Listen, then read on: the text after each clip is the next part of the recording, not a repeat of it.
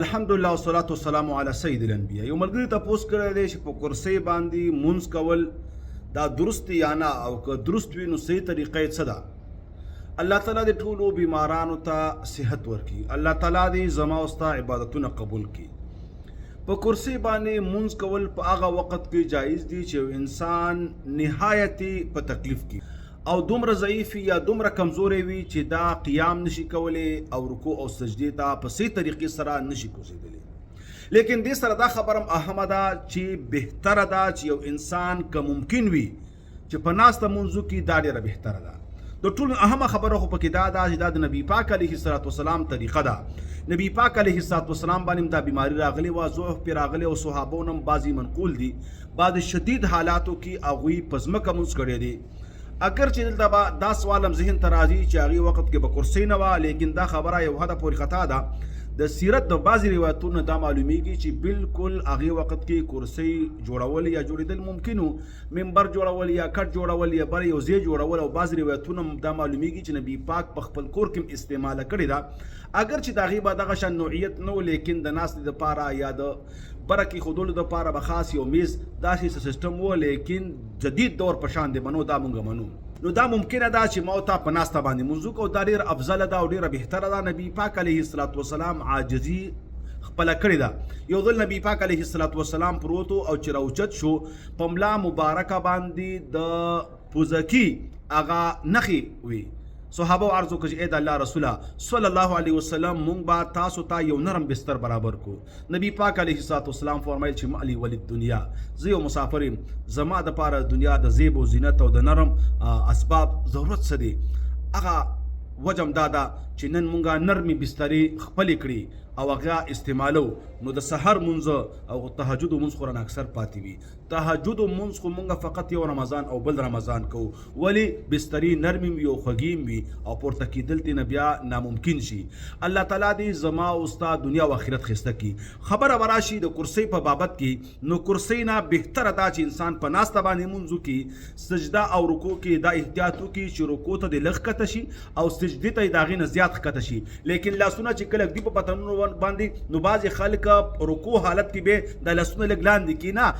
لاسونو حرکت ته ضرورت نشته، بس اشارې سره مونځ کول دي. رکوع وکړه او د هغې نه لږه سجده لاندې وکړه، دا کافي دی.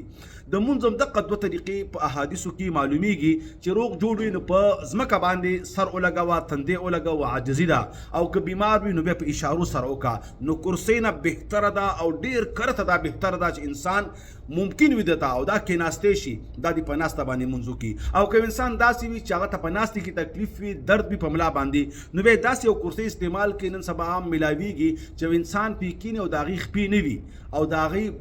بیګ سپورټ وي شا دپاره، د هغې یو خاص سپورټ وي. تاسو به کتلي مشهورې معروفې دي، نو هغه بیا ډېره بهتره ده.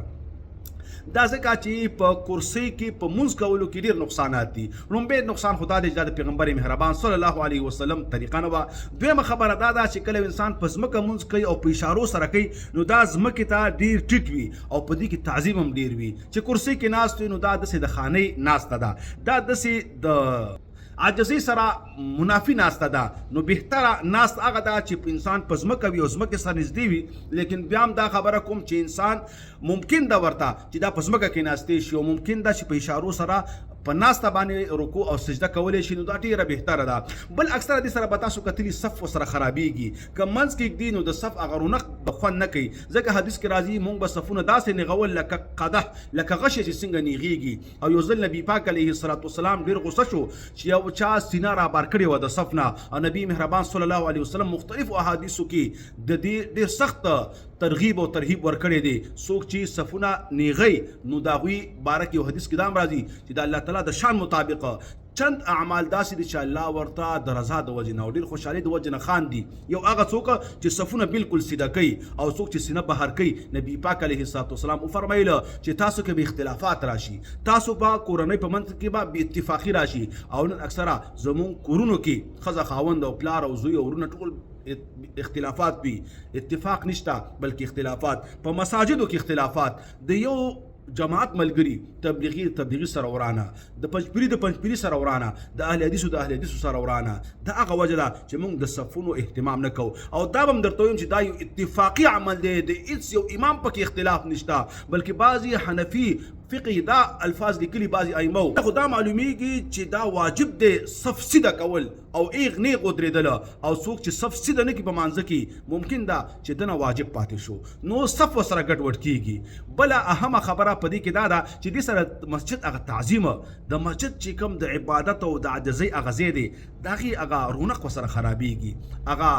مسجد چې د کوم عبادت دپاره دی او تذلل او عاجزۍ دپاره دی او بنده پکې وجاړي او ځان عاجزه کړي نو چې سړی په کرسۍ باندې کېږدي او کرسۍ پروت وي نو هر څه خراب شي بل دا نقصان دی چې دا د غیر مسلمو د عبادت خانو سره مشابهت دی هغوی په مساجدو کې ټیبل هم کېښودي دي میزونه هم کېښودي دي او کرسۍ هم کېښودي دي نو دې سره دا نقصان راځي او دا خرابي راځي بل دا ضعف او دا کمزورۍ او دا بیمارۍ مخکې وي نبي پاک علیه السلام هم په مرض کې مونځ کړی دی په امامت کې هم کړی دی وروستو په اقتداء کې هم کړی دی صحابو وروستو خلفای راشدون هم کړی دی لیکن هغوی حتی الوسع کرسۍ نه ده کېښودي او دې کې دا خرابي هم راځي چې وخت به دا راشي چې بیا به لومبی صف ټول د کرسو شي د مونځ او د عبادت چې کومه عاجزي ده او هغه مزه ده او خوند هغه ټول به مو ته د لاسه ورکړو نو دا زما ستا دپاره ډېره د نقصان خبره ده ډېره د پریشانۍ خبره ده او بیا به جدید دور دی بیا به کېدای شي صوفه هم پکې راشي د انسان به په دې سختو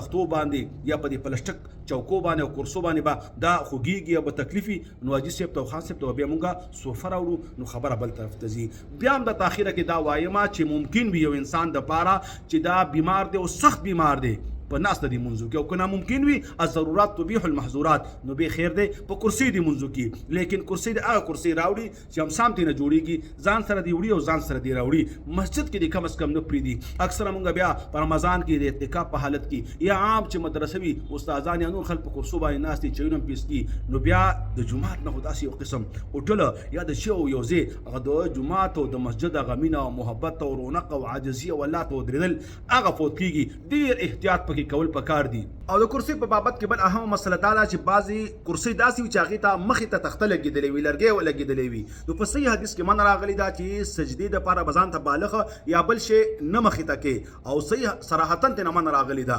دومره ده چې فقهای احنافو بعضې فتاوو کې دا لیکلي دي چې داسې یو شی ځان ته ودرول چې کم از کم 9 انچ نه کم وي نو دا به ټیک وي لیکن غټه خبره په دې کې دا ده چې رکوع ته ټیټېدل یا سجدې ته ټیکېدل د دې آیات مطابق چې فاتقوا الله ما استطعتم ستا عذر دی ته معذوري ته کمزوري ودرېدی نه شي په ناستې وکړه سجده رکوع نه شي کولی نو په اشارو سره یې وکړه څومره اشارې څومره حد فاتقوا الله ما استطعتم چې څومره ستا وسي نو ستا وس ډېر دی او هغه لږ رابره ده نو تا خپل وس استعمال نه کوو نو حدیث مطابق ستا مونځ به نه کېږي ستا مونځ کېدی شي دې سره باطل شي نو احتیاط په دې کې دی چې کمزوري نه کمزوري کرسۍ او هغه کرسۍ چې صرف د ضرورت پکې پوره کېږي او که خپې نه وي لاندې کېښودلی کېږي دا به ډېره بهتره وي دا به د دپاره افضله وي او د هغه کرسۍ چې هغې سره تخته وي د هغې نه اجتناب هم بهتر دی او که کرسۍ بالکل لرې شي بیا هم دا خبره کومه په ناستې مونځ کول د کرسۍ نه ډېر افضل دی ډېر بهتر دی ډېر عاجزي ده پکې الله تعالی به ستا عبادت ستا نه قبول کړي ورنه سهولت پسندي ده معمولي درس سره انسان په څه کوي په کرسۍ باندې کینی او چې خلک ګوري عام خلک عبادت کېږي الله تعالی دې وکړي چې په دې باندې مونږ پوه شو یو الله تعالی دې بیمارانو ته صحتونه را نصیب کړي او الله تعالی دې زمونږ عبادتونه اصلي عبادتونه او هغه عبادتونه چې الله راضي کېږي هغه را نصیب کړي وصلی الله تعالی علی خیر خلقه محمد وعلى آله وصحبه اجمعین